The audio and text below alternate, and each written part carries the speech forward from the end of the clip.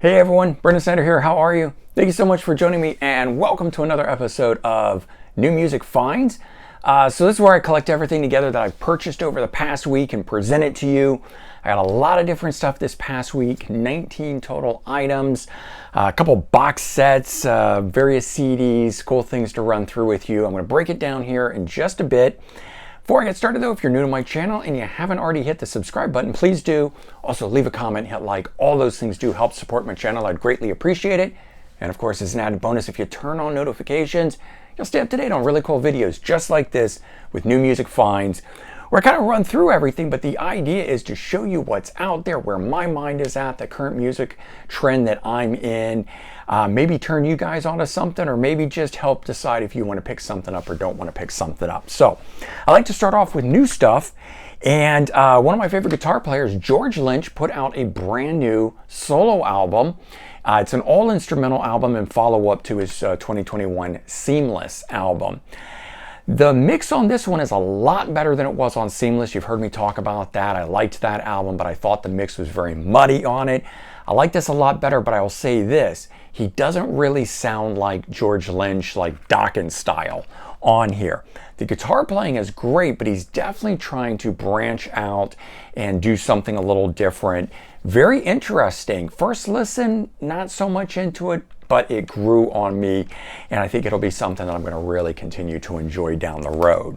This next one was a surprise for me. Blackbird Angels.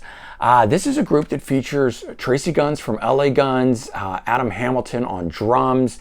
I don't know which one in here. I think this might be Todd Kerns from Slash's band. Vocals, not even playing bass. He plays bass for Slash, but in here we've got I think his name is Johnny Martin. He's another member of LA Guns. You basically got three guys from LA Guns in here with Todd Kerns singing. And then you got another guitar player in this as well. Very good stuff. Now what's interesting is as soon as I heard Todd Kerns sing, I realized that those high vocals that I was hearing that I thought were part of Myles Kennedy are in fact not. Those two guys make a great harmonizing pair. But this totally stood out to me. I felt like I was listening to, Slash featuring Myles Kennedy and the Conspirators, except that it was with Todd Kerns singing kind of thing.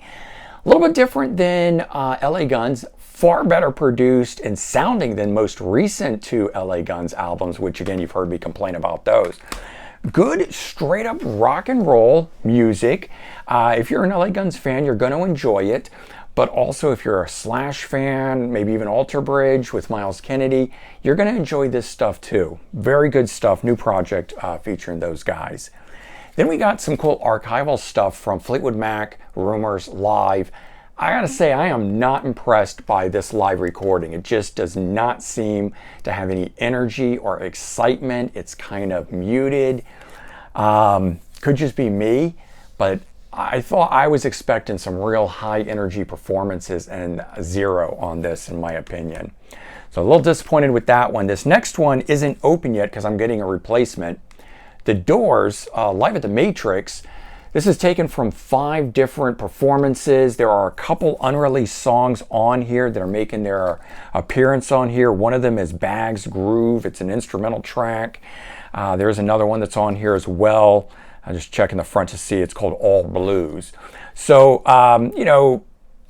Amazon and how they are, this came, it got crushed here, and then it's kind of a little hard to see, but along here, this got dented because it came shipped with all of these CDs that compressed into the corner. Anyway, I just make an exchange with them, and they're shipping a new one, and I'm expected to get it today, the day that I'm filming at least.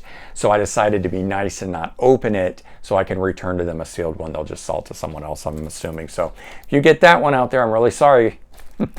Okay, I totally hit and went down the rabbit hole on Wishbone Ash. 9 albums I picked up over this past week.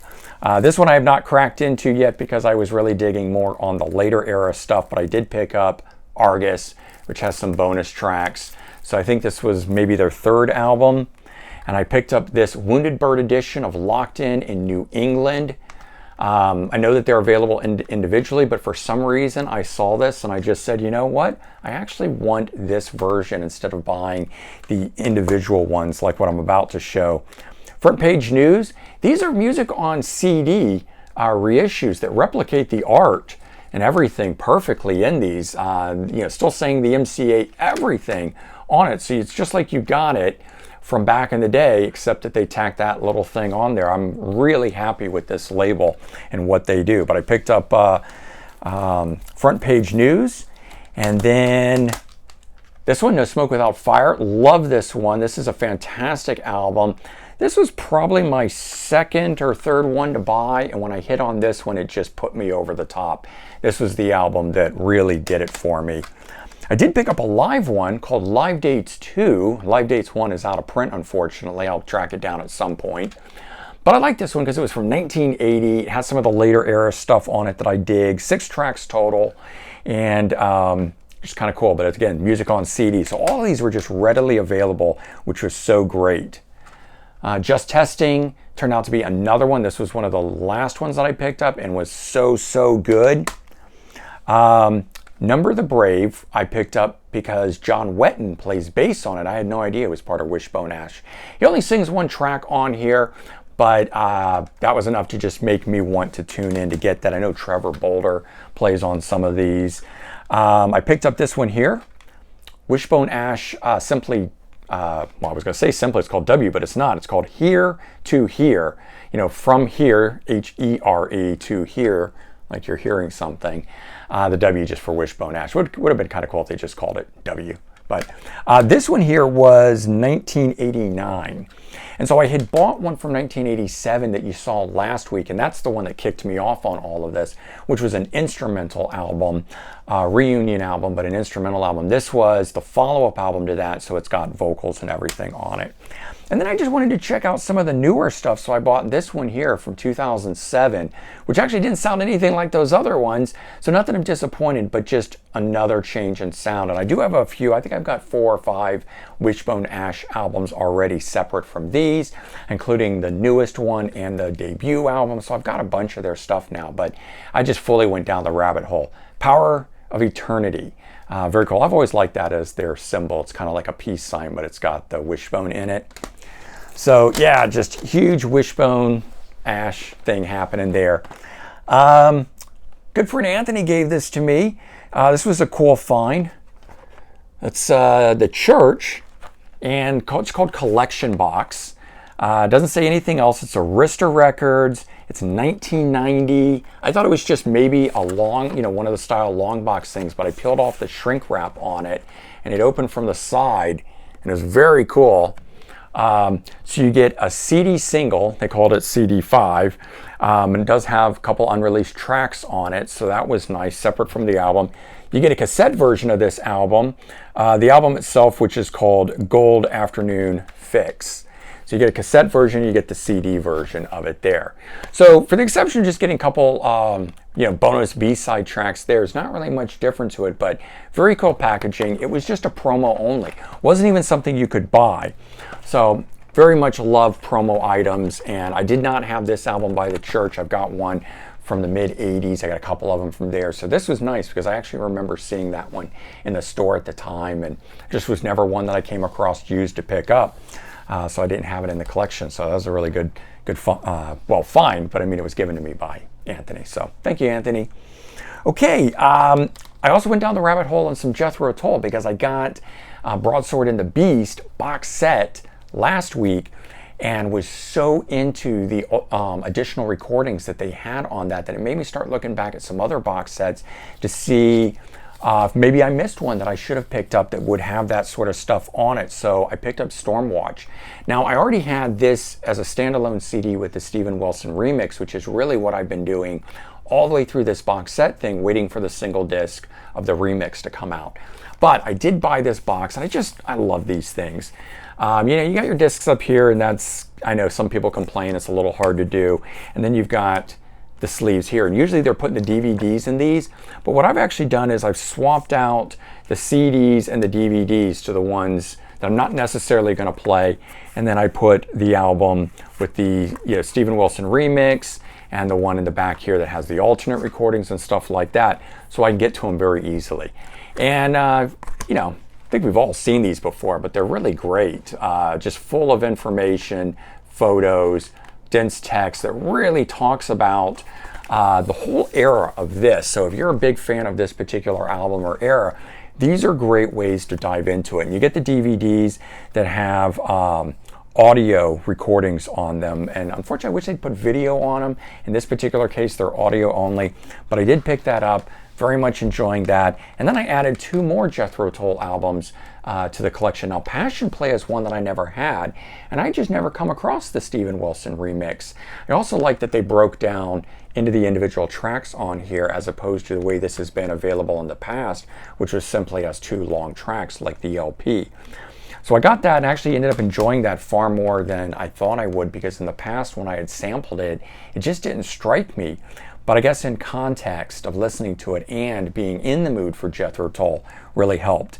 And then Too Old to Rock and Roll, Too Young to Die, but this one here is the re-recorded album for TV special that got a Steven Wilson remix. And I just thought this was the same as the regular album, which I already have, but apparently it's different. So I have this reissue of it here, which has a remaster and bonus tracks, and then this one, which as I said is re-recorded album for the TV special. So it's got those original 11 tracks, and it's got some from the original album, all remixed by Steven Wilson. So got a bunch of cool Jethro Tull, going down the Jethro Tull, the Wishbone Ash rabbit hole. And I made a trip to Ravella Grooves and Gear record store.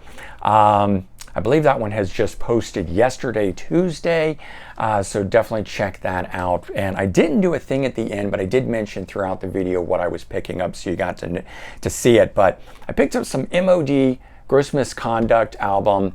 Date on this back is 1992, and maybe that's just when it got issued to CD, but I think it was like 88 or 89, because when I looked this up on Wikipedia, it had a different date. And Richard Hell says RIP, rest in peace there, but it's actually just called The Roar Sessions. At least that's what it says on the spine. So I kind of looked at this and thought this was really kind of just like a greatest hits, but it's actually very interesting. It covers the Voidoids, the Heartbreakers with Johnny Thunders. He was part of the group singing for them, and some other projects that he did. So very nice overview and collection from a lot of different recordings all through Roar, but different projects and things that he was part of. So there you go, man. There's 19 things that I picked up, those couple box sets, and of course all those CDs, and a huge deep dive into the Wishbone Ash stuff. Absolutely loving it. And like I said, I'm waiting to dive into this, but I've heard this is also very good. You guys know I'm a Doors fan, so I'll pick up anything that they do.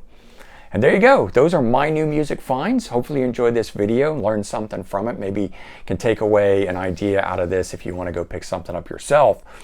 But if not, maybe it just sparked your interest to go back to your own music collection and pull something out like some Wishbone Ash or some Jethro Tull, because I know a bunch of you guys out there are big fans of that too. All right, everyone, take care, have a good one, and I'll talk to you real soon. Bye-bye.